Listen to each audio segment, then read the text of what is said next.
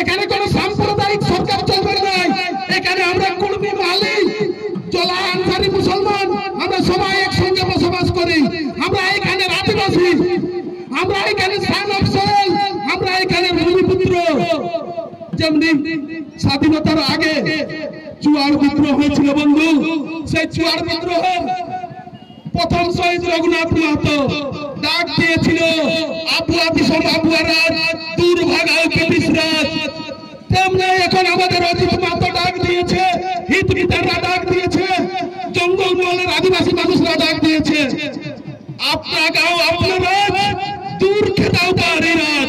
এইটাই আমাদের স্লোগান যে আপনা গাও আপনা রাজ আর দূর খেতাও পাহাড়ি রাজ। মানে এখানে কোন কলকাতার দাদাগিরি চলবে নাই, কোন মেদিনীপুরের দাদাগিরি চলবে নাই।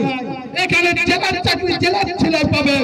আজকে 2017 সালে চাকরি গিলা এই শুভেন্দু আর শান্তি পুরুলিয়ার করেছে অশান্তি।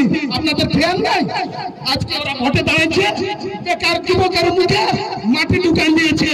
সেই শুভেন্দু হাজারে হাজারে ছেলেকে টাকা নিয়ে কে 7 লাখ 8 লাখ নিয়ে পাঠাইলো পুরুলিয়ায় চাকরি করতে।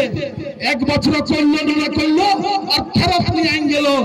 আবার ওইভাবে করবে, ওই খালি শিশুরাই সেই পাহাড়ি রাজ্যেই হবে। তো এখনো বলছি আমরা শুধু কুর্মীরা বলছি নাই, শুধু হিতবিতানের নিয়ে বলছি নাই, আমরা ঝালদাবাসীর বেকার যুবকের স্বার্থেও কথা বলি। কুর্মী সমাজ, হিতবিতান সমাজ, তো সেটাই আপনাদের কাছে নেহর। এটা কিন্তু শেষ সুযোগ, এটা কিন্তু শেষ নির্বাচন।